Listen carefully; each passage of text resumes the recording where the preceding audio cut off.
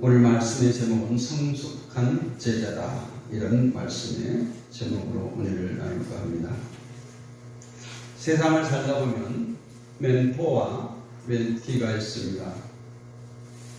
인생의 후계자, 또 인생의 계승자가 있다는 것은 그 사람이 인생을 참 잘 살아왔다, 이렇게 볼 수 있습니다.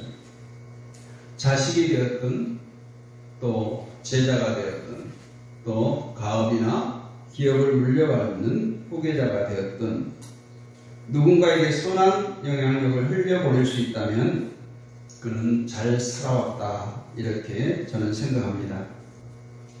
여러분에게는 훌륭한 멘토가 있습니까? 내 인생에 참 바라볼 만하고 본받을 만하고 따르고 싶은 그런 인물이 있습니까? 우리 그리스도인에게는 세상에서 볼 수 없는 예수 그리스도라고 하는 멘토, 예수 그리스도라고 하는 스승이 계신 것이 큰 은혜요 축복인 줄로 믿습니다. 저는 성장이라는 말보다 성숙이라는 말을 참 좋아합니다. 교회 표어를 보면 성장하는 교회는 많이 봤지만 성숙하는 교회는 많이 못 봤습니다. 성숙 없는 성장은 바람직하지 못합니다. 항상 성숙과 성장은 함께 가야 건강하게 성장할 수 있습니다. 성숙이라고 하는 말은 미숙이라는 말의 반대 개념입니다. 또 성숙이라는 말은 생산이 이루어질 수 없는 연령이 되었다는 말입니다. 우리 모두는 어른스럽게 성숙한 사람으로 또 주님의 제자로서의 삶을 잘 살아내야 하겠습니다. 왜냐하면 예수님 우리의 멘토가 되시고 예수님 우리의 영원한 선생님이 되시기 때문에 그렇습니다. 저는 일찍부터 예수를 믿었습니다. 모태신앙이라고 하죠. 요즘에는 모태신앙이라고 많이 놀리기도 하는데, 어려서부터 자연스럽게 주일학교를 다니고 중고등부를, 청년부를 또 평시도 생활을 하다가 신학 공부를 마치고 또 이렇게 목회자가 되어서 살아가고 있습니다. 이제 주님 앞에 서야 된다는 마지막 꼬리 지점을 향해서 달려가고 있을 때 정말 누군가가 나를 닮아가고 싶은 사람이 있을까? 나처럼 되고 싶은 사람이 있을까? 나의 후계자가 되겠다고 나서는 사람이 있을까? 이런 생각을 해보게 됩니다. 우리는 누구나 주님을 닮아가고 주님을 따르고 주님을 배워가야 합니다. 저 역시 그렇습니다. 오직 예수님, 오직 주님만을 닮고 싶습니다. 저를 닮으라고 누군가에게 얘기하기보다는 목회자로서 주님을 닮으라고 말씀을 드리고 싶습니다. 주님을 닮는 것이 뭡니까? 주님을 따르는 것이고 자기를 부인하는 것이고 십자가를 지는 것입니다. 몇 해 전에 한국 천주교회에 정말 지주와 같은 김수환 추기경이 이제 돌아가셨죠. 그분이 살아계셨을 때는 별 관심도 없었고 그분에 대해서 잘 알지 못했습니다. 이제 그분이 돌아가시고 난 뒤 정말 그분의 삶이 얼마나 위대한 삶이었는지를 깨닫게 됐습니다. 그는 사람들을 사랑하고 사람들에게 꿈과 소망을 주었고 천주교계뿐만 아니라 우리 사회에 지대한 영향을 미쳤습니다. 김수환 추기경의 아호가 옹기라고, 옹기. 옹기는 우리 한국의 애환과 정서가 잘 서려 있는 그런 소박한 질그릇입니다. 옹기는 좋은 것과 나쁜 것, 심지어 오물까지도 담아내는 그런 질펀한 그릇입니다. 아호가 옹기처럼 김수환 추기경은 한없는 사랑을 담아서 사회적으로 힘들어하는 많은 사람들에게 그 사랑을 나누어주는 소박한 그릇으로 살아갔습니다. 늘 가난한 사람들, 장애인, 병자, 또 힘없는 수감자들, 사회적으로 소외된 자들을 품었습니다. 그의 리더십을 말하라고 하면 사랑의 믿었습니다. 이렇게 말합니다. 그가 남긴 많은 가르침과 명언이 있지만 그 중에서 머리와 입으로 하는 사랑에는 향기가 없다. 이런 말을 남겼고 70이 넘어서는 이런 말을 했습니다. 사랑이 머리에서 가슴으로 내려오는 데는 70년이 걸렸다. 우리가 그렇게 우러러볼 만한 김수환 추기능조차도 사랑을 실천하는데, 사랑을 품는데 70년이 걸렸다라고 이렇게 말했습니다. 우리 시대는 지금 이러한 사랑의 실천자가 필요함에도 불구하고 그런 사랑이 부재하는 시대입니다. 사랑과 화합이 부재하다고 보니 반성이나 책임은 찾아볼 수가 없습니다. 우리 사회는 책임지려는 사람은 없고 방관자적 입장만 취하는 사람들이 많이 있습니다. 또 내일이 아니면 그만이고 지나가면 그만이고 남을 돌아볼 여유가 없습니다. 내 눈물을 닦을 손수건을 가지고 다니지만 남의 눈물을 닦을 손수건은 내어주지 않습니다. 오늘 설교 시간에 그분에 대해서 많이 말을 할 수는 없습니다. 모두가 그분에 대해서 감동을 받고 깨달은 점도 많았을 것입니다.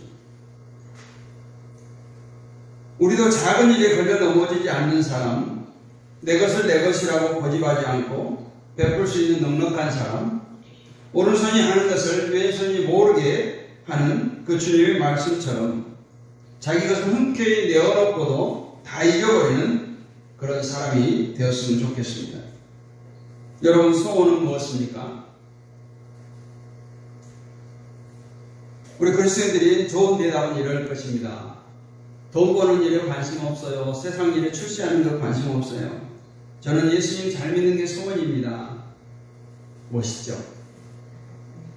괜찮죠? 근데 믿을 사람이 얼마나 있을까요? 우리의 삶의 모습이 그렇지 않거든요. 이런 내용은 그냥 발표용인 거죠. 정말 우리 소원이 무엇입니까? 예수 믿는 것은 소원 성취를 위해서 우리가 예수 믿는 것이 아닙니다. 예수 믿는 것은 믿음을 통해서 좋은 소원을 가지고 그 소원을 하나님의 은혜와 나의 주님을 의지하고 바라보는 신앙으로 이루어가는, 그것이 바로 우리가 예수를 믿는 이유겠죠. 많은 사람들이 예수 믿으면 팔자고친 줄 알고 있습니다. 많은 사람들이 예수를 믿으면 만사형통한 줄 알고 있습니다. 많은 사람들이 예수 믿으면 문제가 해결되고 질병이 고쳐지고 시집장가 잘 가고 그런 자녀들이 잘 되고 그런 것을 생각합니다. 그것들은 예수를 믿을 때 보너스로 주어진 것이지, 예수를 믿음으로 하나님이 새로운 소원을 우리에게 주시고 그 소원을 하나님의 은혜와 능력 가운데서 성령의 역사하심 가운데서 이루어가는 것이 바로 예수를 믿는 것입니다. 사람들은 저마다 소원을 가지고 열심히 달려갑니다. 그런데 그 마지막이 어떻습니까? 별 볼 일 없습니다. 그것을 위해서 정말 힘써 달려갔는데, 때로는 엄청난 스트레스를 받았는데, 때로는 엄청난 콤플렉스를 느꼈는데, 그 결과는 아무것도 이루어진 것이 없습니다. 저는 오늘 우리 성도들에게 이런 말을 드리고 싶습니다. 여러분이 예수 믿고 정말 행복한 사람들이 되십시오. 예수 믿고 행복했으면 좋겠습니다. 성경에도 행복이라는 말씀이 나옵니다. 그것은 세상이 말하는 행복과 차원이 다른 하나님께서 주신 진짜 행복, 하나님께서 주신 참된 평안을 말하고 있습니다. 오늘 본문을 보면 열심히 믿음의 스승을 따라서 하나님께 쓰임을 받기를 원하는 한 사람이 나옵니다. 누구죠? 엘리사예요. 엘리사는 참 좋은 스승을 만났습니다. 그 스승이 누구예요? 엘리야예요.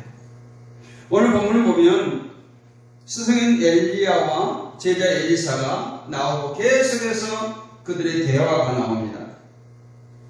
오늘 두 사람이 정말 위대한 선지자들이었는데 엘리야가 엘리사를 만나지 않았더라면, 엘리사가 엘리야를 만나지 못했더라면 두 선지자는 이렇게 위대하게 성경에 기록되어 있지 않을 수도 있습니다. 엘리야가 엘리사를 만남으로 위대한 선생이 되었고, 엘리사는 위대한 하나님의 사람 엘리야를 만남으로 갑절의 영광을 받고 한 시대를 이끌어가는 위대한 하나님의 종이 될 수 있었습니다. 오늘 읽은 말씀을 좀 더 깊게 살펴보면 하나님께서 엘리야 선지자를 이제 회리바람의 시로 하늘로 데려가실 때가 되었다. 근데 이것을 모든 사람들이 알고 있어요. 뭐 성경에 보면 모든 사람이라는 표현은 없지만 선지 생도들이 다 알고 있어요. 그러니까 엘리야를 열심히 따라다니는 엘리사에게 그 선지 생도들이 물어요. 가는 곳마다 묻고 있어요. 너희 선생이 곧 하늘로 들림을 받을 줄 너는 아느냐? 이렇게 묻죠. 그래 엘리사가 뭐라고 대답해요? 나도 안다. 너희는 잠잠하라. 이렇게 계속해서 말하고 있습니다. 성경에 보면 범죄한 사람, 죄의 싹은 사망이라고 말하고 이 땅의 모든 인간은 죽으리라고 말했는데 오늘 엘리야는 죽음을 맛보지 않고 하늘로 들림을 받았습니다. 또 한 사람이 있죠. 네, 에녹과 엘리야. 하나님이 죽음을 당하지 않고 데려가시고 이렇게 엘리야를 그렇게 한 이유가 뭘까? 우리는 알 수 없죠. 근데 오늘 이 장면들을 보면 엘리야는 여러 선지학교, 오늘 지명들이 나오죠. 여리고, 베델, 또 어디에요?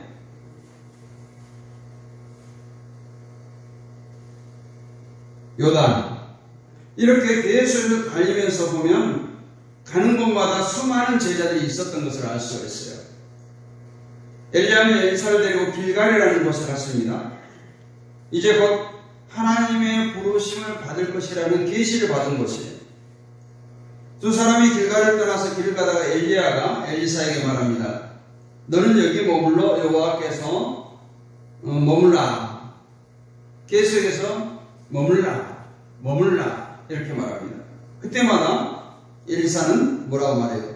여호와께서 살아계심과 당신의 영혼이 살아있음을 두고 맹세하느니 내가 당신을 떠나지 아니하겠나이다. 그래서 두 사람은 베델에 이릅니다. 또 그때 베델에서도 마찬가지입니다. 여기 길갈, 베델 이런 곳은 선지 학교가 있고 요즘으로 말하면 신학교가 있던 곳이에요. 그러니까 엘리야로서는 정말 수제자와 같은 열정을 품은 엘리사가 자신을 대신해서 이 선지학교를 잘 운영해달라는, 요즘에는 말하면 신학교 총장 역할을 잘 해달라는 그런 부탁을 담았던 내용이죠. 근데 엘리사는 전혀 그런 데 관심이 없어요. 그러면서 그 많은 선지생도들이 오늘 너희 스승이 하늘로 들림을 받을 거다. 그러니까 나도 또한 안 오니 너희는 잠잠하라. 이렇게 단호하게 대답합니다. 이 일은 엘리야와 당신 엘리사의 문제지 다른 제자들이 관여할 문제가 아니라는 거예요. 다른 제자들도 오늘 하나님께서 엘리야를 데려간다고 하는 사실을 알았습니다. 그것도 정말 귀한 영성을 가진 거죠. 요즘같이 SNS로 퍼진 것이 아니고 대작으로 붙여서 엘리야가 언제 하나님의 부르심을 받아 올라간다는 것이 없는데도 불구하고 영성으로 가지고 다 알게 된 거예요. 우리는 어떤 분이 돌아가실지 알 때도 있습니다. 근데 맞지 않죠.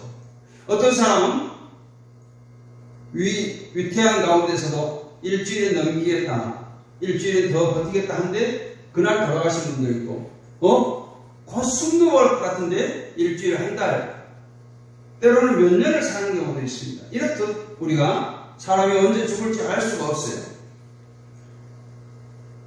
그런데 오늘 엘리야는 모든 사람들이 다 알았다. 늘 그래서 이제 제자들이 다 하나님께서 오늘 데려가실 것을 알고 있었다. 그러니까 엘리야는 엘리사에게 늘 말합니다. 청하건대 너는 여기 머물라.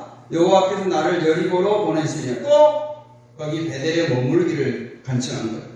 또 그때마다 여호와께서 살아계심과 당신의 영혼이 살아있음을 두고 맹세하노니 내가 당신을 떠나지 아니하겠나이다.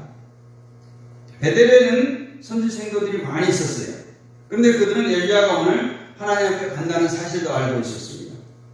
그러나 그들은 감히 엘리야를 따라간다고 결심한 이들은 없었어요.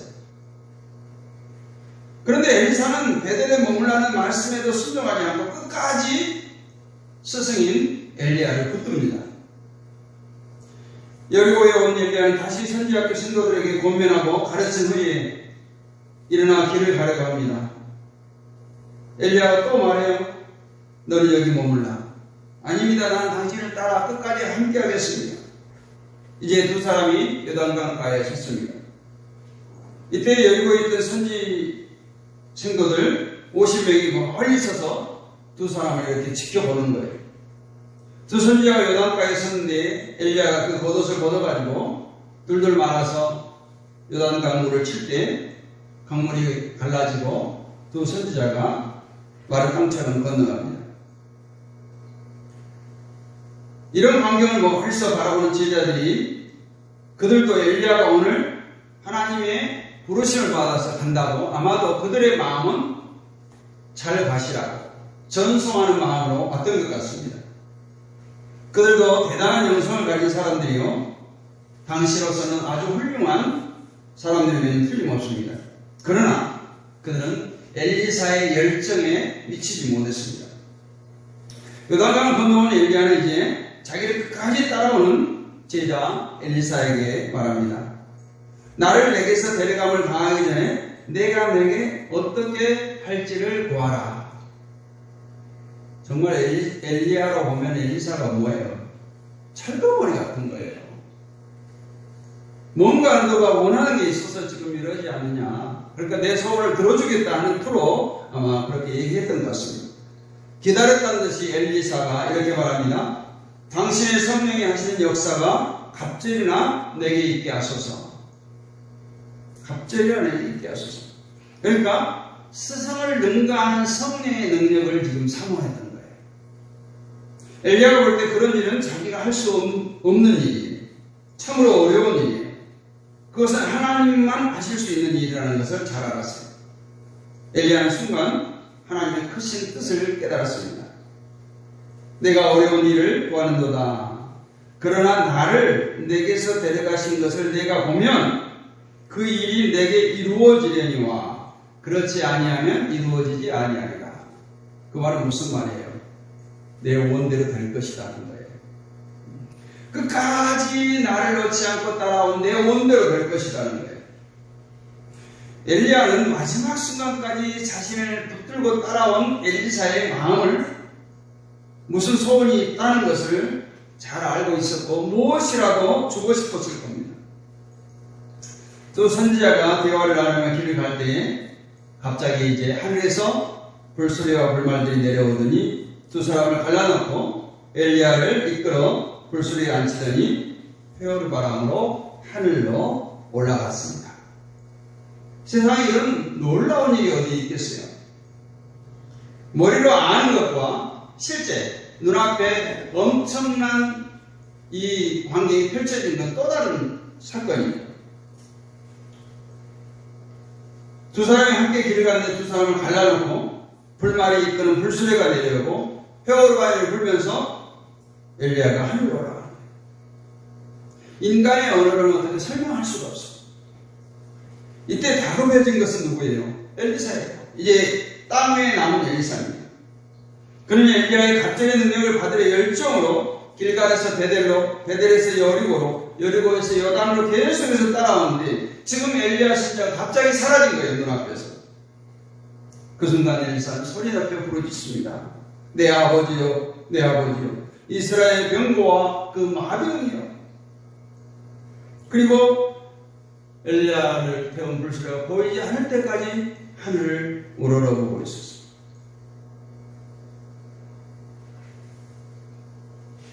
정말 사모하는 마음으로 자기 옷을 둘러 찢으면서 부르짖었습니다. 엘리사는 엘리야가 입고 있던 겉옷이 땅에 떨어져 있는 것을 보고 달려가 그 옷을 주었습니다.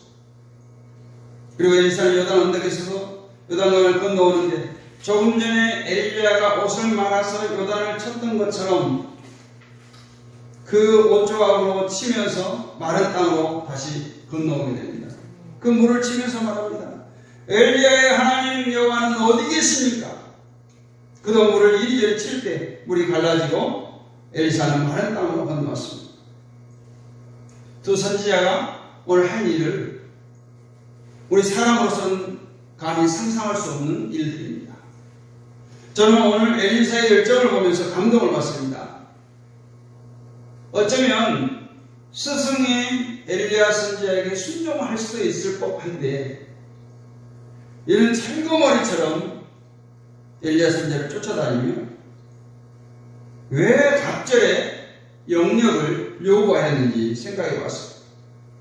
그는 자신의 부족함을 느꼈기 때문에 하나님께서 맡겨주신 사명을 감당하기 위해서 갑절의 영감을 구해 또 값지게 사용되고 싶은 마음에서 그 갑절의 영역을 구했을 것입니다.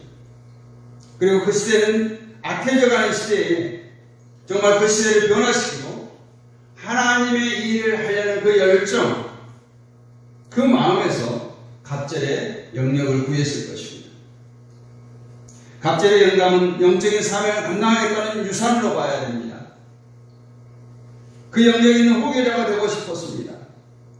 우리 하나님의 일들은 하고 싶은 사람이 해야 합니다. 열정을 품은 사람들이 맡아야 합니다. 엘리사는 그 열정을 가진 사람이었습니다. 선생님이 길갈에 머물라고 하는데 거절합니다. 선지학교 교장으로 만족할 수가 없습니다. 길갈에 머물고 길갈에 거주하고 선지학교는 언제든지 돌볼 수 있지만 더 중요하고 더 시급한 것은 갑절의 영광을 얻는 것, 이 기회를 놓치면 안 된다고 하는 애절한 마음이 있었기 때문에 끝까지 엘리사 선지자를 쫓아다녔던 것입니다. 우리 예수님도 사랑하는 제자들에게 말합니다. 예루살렘을 떠나지 말고 아버지의 약속하신 성령을 기다리라 말씀합니다. 누가복음 24장 49절에 볼지어다 내가 내 아버지께서 약속하신 것을 너희에게 보내리니 너희는 위로부터 능력으로 입혀질 때까지 이 성에 머물라. 예루살렘에 머물라는 거예요. 먼저 하나님의 사람들은 하나님의 능력을 받는 것이 중요합니다.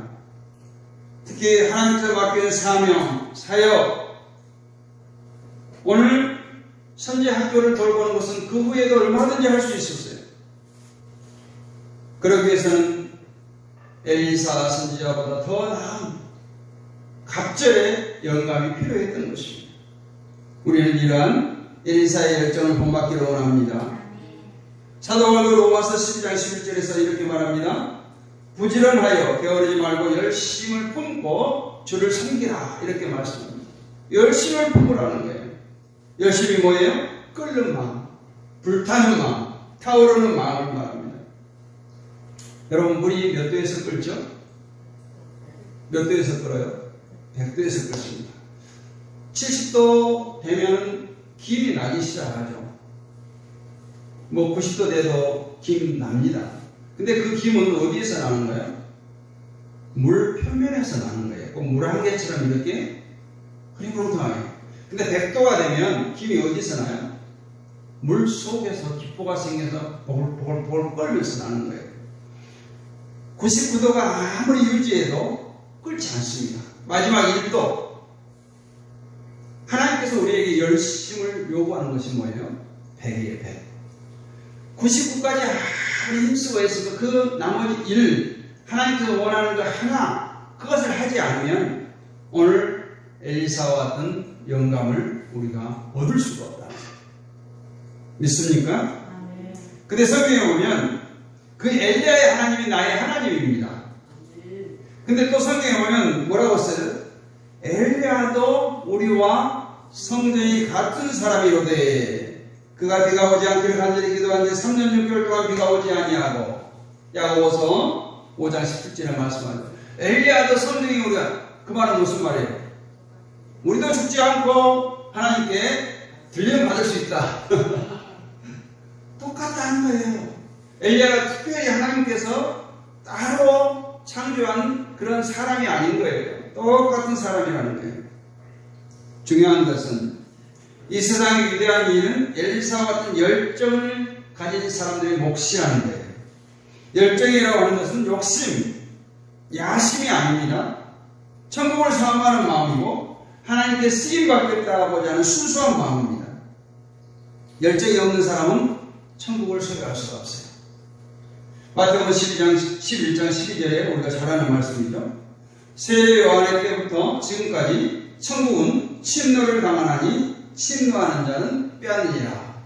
이 말이 어렵잖아요. 제가 이 말씀을 이렇게 주석을 보니까 어떤 게 나오냐. 천국을 들어갈 만한 권리나 자격이 없다고 사람들이 생각한 자들로 거기에 한 자리를 얻기 위해 분투한 자들, 그 자리를 강탈한 자들, 이렇게 표현되어 있어요.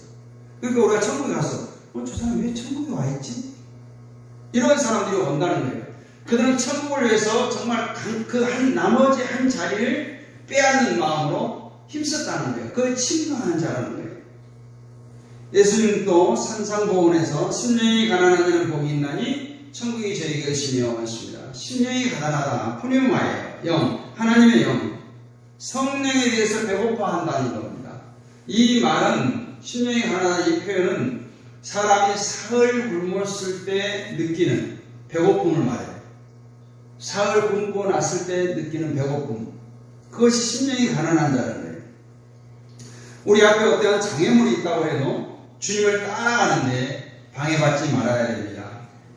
우리가 삶 가운데 또 우리의 사회 가운데 주님을 따라가야 되는데 방해가 된다면 그 방해되는 것 그것조차도 우리가 내려놓을 수 있어야 합니다. 다음에 할 수 있다는 거예요. 그것들은. 그리고 사람들이 아무리 방해를 한다고 해도 주님을 사랑하는, 주님을 따라가는 그 열정과 바꾸지 말아야 돼요. 식지 않아야 된다는 말씀이에요. 나의 일생에 예수님에게 쓰임받는 것, 예수님으로 충만한 삶을 살아야 되겠다고 다짐하는 여러분 되시기를 원합니다. 오늘 어떤 사람이 과연 성숙한 주님의 제자들인가? 마가복음 8장 34절에서 그렇게 말씀하죠. 누구든지 나를 따라오려거든 자기를 부인하고 자기 십자가를 지고 나를 따를 것이니라 했습니다. 우리는 예수님의 제자예요. 오늘 엘리야 선지자의 제자 정도가 아니라는 거예요. 저와 여러분은 예수님의 제자입니다. 그래서 우리는 예수님의 성숙한 제자로서 자기를 부인하라는 거예요. 자기를 부인하는 것은 일생에 걸쳐서 자기와 씨름해야 될 과제예요.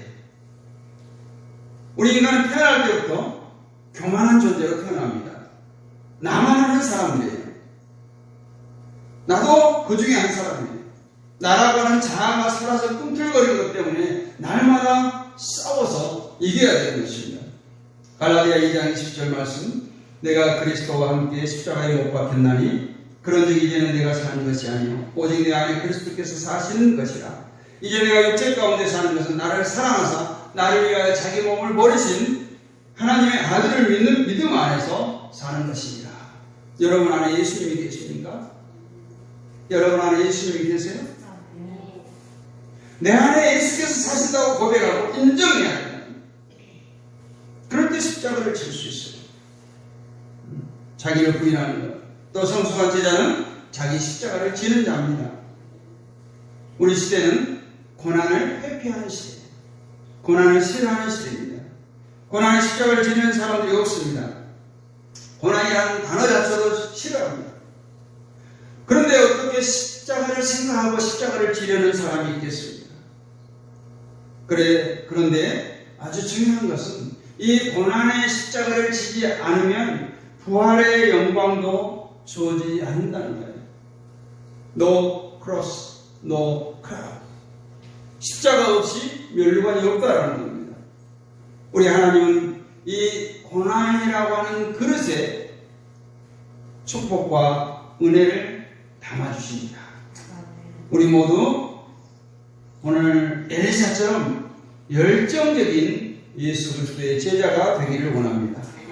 엘리사와 같은 열심, 중간에 포기하지 않고 끝까지 도전하고 끝내 쟁취하고야만 거룩한 열심을 내는 여러분이 되시기를 주님의 이름으로 축복합니다.